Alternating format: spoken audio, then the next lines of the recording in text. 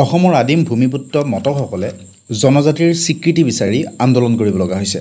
আজি তেখেতলোকে আমাক মিছা কথা কৈ ঠগিলে। আজি দীৰ্ঘদিন ধৰি এটা ন্যায্য দাবীৰে আমি সংগ্ৰাম অব্যাহত ৰাখিছোঁ আৰু এখন মূৰে বিদ্ৰোহৰ যাতে সূচনা নহয়। জনজাতি হিচাপে ব্ৰিটিছ চৰকাৰে স্বীকাৰ কৰিছে, কিন্তু আজি এখন আমাৰ স্বাধীন ৰাষ্ট্ৰৰ এখন চৰকাৰে আমাৰ সেই ন্যায্যতা আমাক কিয় প্ৰদান কৰিব নোৱাৰে? যেতিয়ালৈকে এইবিলাক বিষয় সমাধান নহয় তেতিয়ালৈকে প্ৰতিবাদ চলি থাকিব।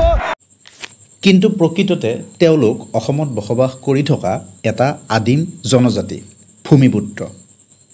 কিন্তু কেনেকৈ তেওঁলোকৰ সম্পূৰ্ণ ইতিহাসৰ কথা পাতিম, তেওঁলোকৰ পৰম্পৰা, জনবিশ্বাস, সংস্কৃতি সকলোবোৰ বিষয়ত দকৈ আলোচনা কৰিবলৈ চেষ্টা কৰা হৈছে এইটো ভিডিঅ'ত। কাৰণ অসমৰ ভূমিপুত্ৰসকলৰ বুৰঞ্জী নজনাকৈ আমি অসমৰ বুৰঞ্জী কেনেকৈ পঢ়িম? নমস্কাৰ, মই নিলয়। মটকসকলে প্ৰাক ঐতিহাসিক কালৰে পৰা সমাৰখণ্ডত বসবাস কৰি আহিছে।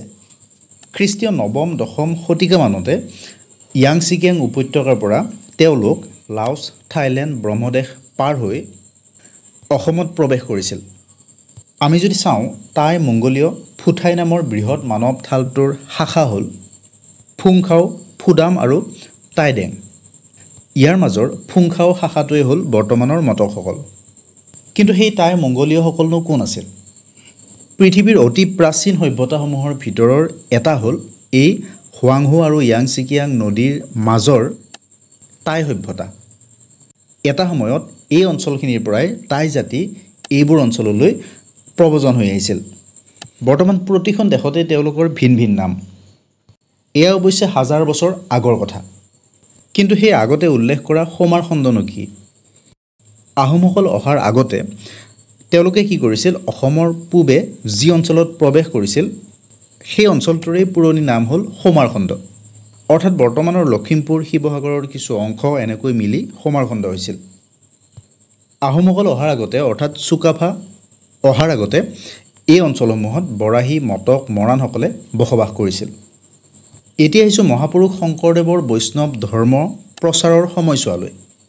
সেইখিনি সময়ত মটক আৰু মৰাণসকলে মোৱামৰীয়া মহন্তৰ ওচৰত শৰণ লৈছিল। সেয়ে এই মটক আৰু মৰাণসকলক মোৱামৰীয়া বুলিও কোৱা হৈছিল। মোৱামৰা মহন্তসকলৰ যিসকল শিষ্য আছিল, সেই শিষ্যসকলৰ ভিতৰত মটকসকলেই আটাইতকৈ শক্তিশালী আছিল।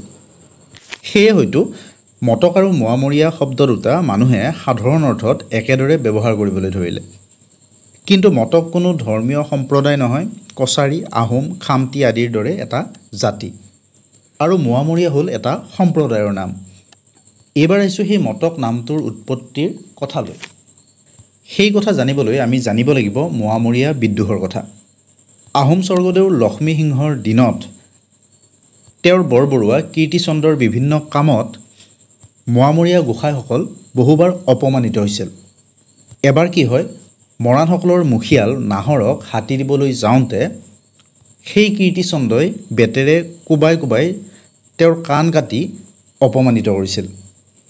ফলত কি হয়, গোসাঁইৰ শিষ্যসকলে এদিন বিদ্ৰোহ কৰি আহোমৰ স্বৰ্গদেউক বন্দী কৰি তেওঁলোকৰ ৰমাকান্তক ৰজা পাতিলে। অৱশ্যে সেই ৰজাৰ কাৰ্যকাল বেছি দীঘলীয়া নহ'ল। কোনো কোনো বুৰঞ্জীবিদে ক'ব খোজে যে সেই মায়ামৰা বৈষ্ণৱ ধৰ্ম বিশ্বাসী কেইজনমান ৰাজবিষয়াই ৰজা চুচেংফাৰ সময়ত গুৰুজনাৰ বাহিৰে আন কাৰো ওচৰত মূৰ দোৱাবলৈ তেওঁলোকে অস্বীকাৰ কৰিছিল।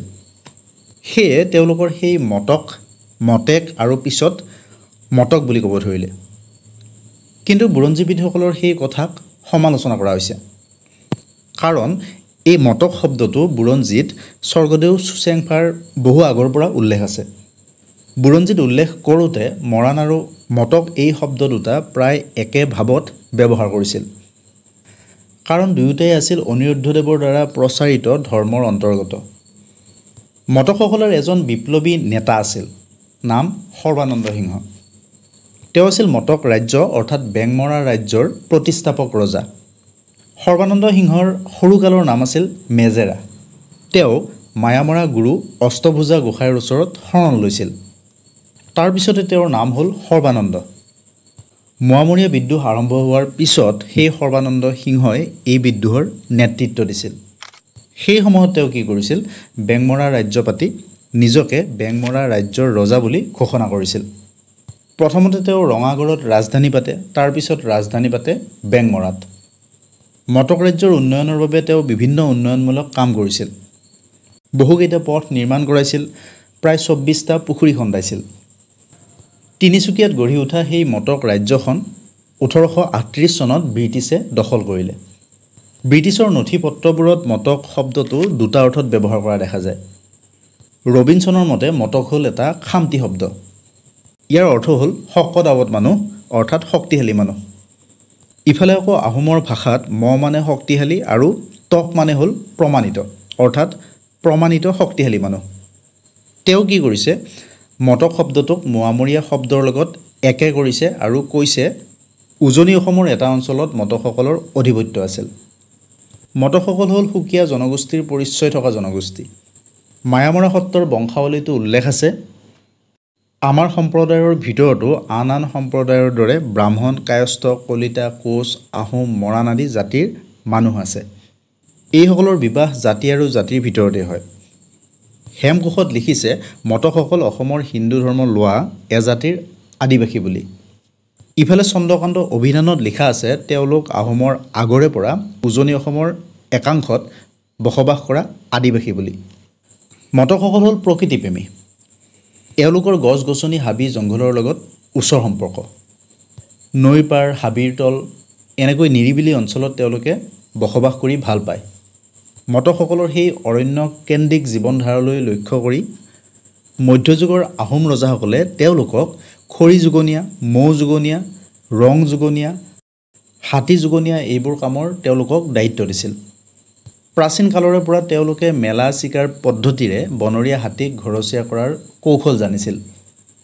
মটকসকল মূলতে কৃষিজীৱী। অতীতৰে পৰা তেওঁলোকে বিহু উৎসৱ পালন কৰি আহিছে। গছৰ তলৰ বিহু মটক জনজাতিৰ গাভৰুসকলে উদযাপন কৰা এক বৈশিষ্ট্যপূৰ্ণ লোকসংস্কৃতি। ইফালে তেওঁলোকৰ মাজত প্ৰচলিত এক জনবিশ্বাস হ'ল খৰাঙত বৰষুণ দিবলৈ পতা ভেকুলীৰ বিয়া। তাৰোপৰি বৰষুণ অহাৰ কামনা কৰি তেওঁলোকে নাঙল ওলোটাই পোতে আৰু ৰাগধেনু বজায়। ইফালে বতাহ ধুমুহা নিয়ন্ত্ৰণ কৰিবৰ বাবে মহিলাসকলে চোতাললৈ চালনী দলিয়াই দিয়ে। আৰু ইফালে বানপানীৰ পৰা ৰক্ষা পাবৰ বাবে জুইশলাৰ ওপৰত শিল ৰাখে। এইবোৰ হৈছে তেওঁলোকৰ মাজত প্ৰচলিত কিছুমান লোকবিশ্বাস। মটক সম্প্ৰদায়ৰ পবিত্ৰ প্ৰতীক হ'ল কাছ।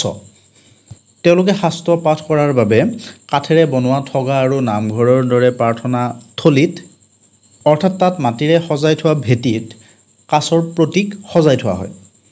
তেওঁলোকে ব্যক্তিগত বা ঘৰুৱা খাদ্য হিচাপে কাছৰ মাংস নাখায়। ইফালে যদি চাওঁ মটক সমাজৰ যুৱ সংগঠন যিটো আছে সেইটোক গৰখীয়া ল'ৰা বোলে। প্ৰতিখন মটক গাঁৱৰে এই গৰখীয়া ল'ৰাৰ সংগঠনটো এটা শক্তিশালী সংগঠন। প্ৰতিখন গাঁৱৰে সামাজিক যিবোৰ কাম কাজ আছে সেইবোৰ কাম কাজত গৰখীয়া ল'ৰাই আগভাগ লয়। ঠিক তেনেদৰে গাভৰুসকলৰ মাজতো আছে জীয়ৰী ল'ৰা সংগঠন। তেওঁলোকে কৃষি কৰ্মৰ উপৰিও পাট কৰ্ম, বাঁহ বেতৰ কাম, সোণ আৰু হাতীৰ দাঁতৰ কাম, কমাৰ কুমাৰৰ কাম, মৎস্য পালন এইবোৰেও তেওঁলোকে জীৱন নিৰ্বাহ কৰে।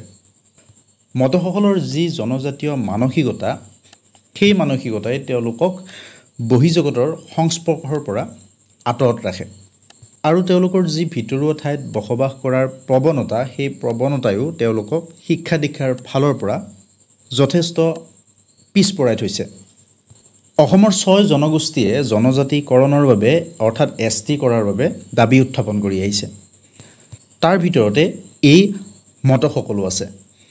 কিন্তু ভাৰতবৰ্ষত জনজাতিৰ স্বীকৃতিৰ বাবে যিকেইটা চৰ্তৰ প্ৰয়োজন সেইকেইটানো কি কি? ST হিচাপে স্বীকৃতি লাভ কৰিবলৈ প্ৰথমতে তেওঁলোকৰ জীৱন ধাৰণৰ প্ৰণালীত প্ৰাচীন জীৱন ধাৰণ প্ৰণালীৰ প্ৰতিফলন হ'ব লাগিব, যিটো মটকসকলৰ আছে। দ্বিতীয় চৰ্তটো হ'ল তেওঁলোকৰ নাচ গান, বিবাহ পদ্ধতি, উপাসনা, তেওঁলোকৰ সংস্কৃতি আনতকৈ পৃথক হ'ব লাগিব। সেই ক্ষেত্ৰতো মটকসকল পৃথক। ৩ নম্বৰ চৰ্তটো হ'ল তেওঁলোক মূল সুঁতিৰ পৰা আঁতৰত থাকিব লাগিব। মটকসকলো মূল সুঁতিৰ পৰা আঁতৰত অৰ্থাৎ নৈৰ কিনাৰত হাবিতলীয়া অঞ্চলত বসবাস কৰে।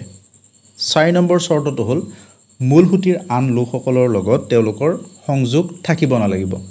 শিক্ষা দীক্ষা বা অৰ্থনৈতিক দিশত তেওঁলোক পিছপৰা হ'ব লাগিব। সমাজ এতিয়াও শিক্ষা দীক্ষাৰ ফালৰ পৰা বা অৰ্থনৈতিক দিশত বহুখিনি পিছ পৰি আছে। কিন্তু অসমৰ ইমান এটা আদিবাসী জনগোষ্ঠী হৈও মটকসকলে কিয় বৰ্তমানেও স্বীকৃতি লাভ কৰা নাই জনজাতিৰ?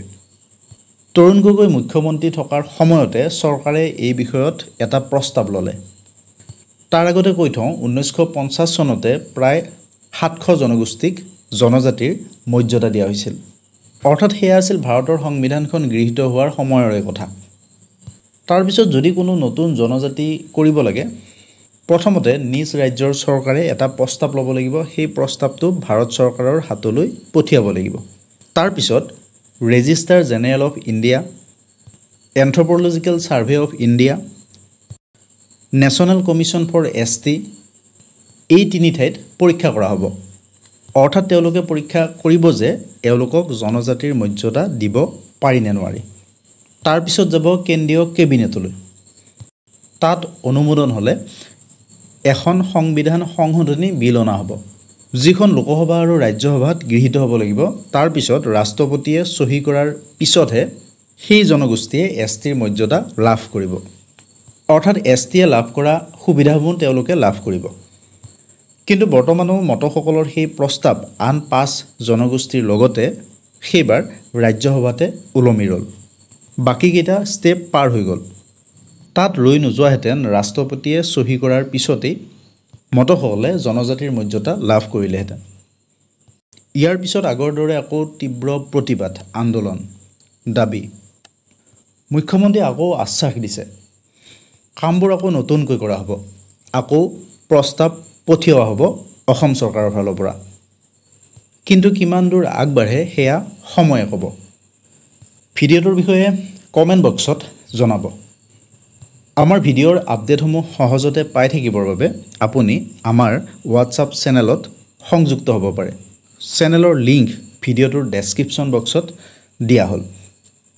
এনেকুৱা ধৰণৰ ভিডিঅ'সমূহ নিয়মিতভাৱে পাই থাকিবৰ বাবে আপুনি এই চেনেলটো ছাবস্ক্ৰাইব কৰি থৈ দিব পাৰে।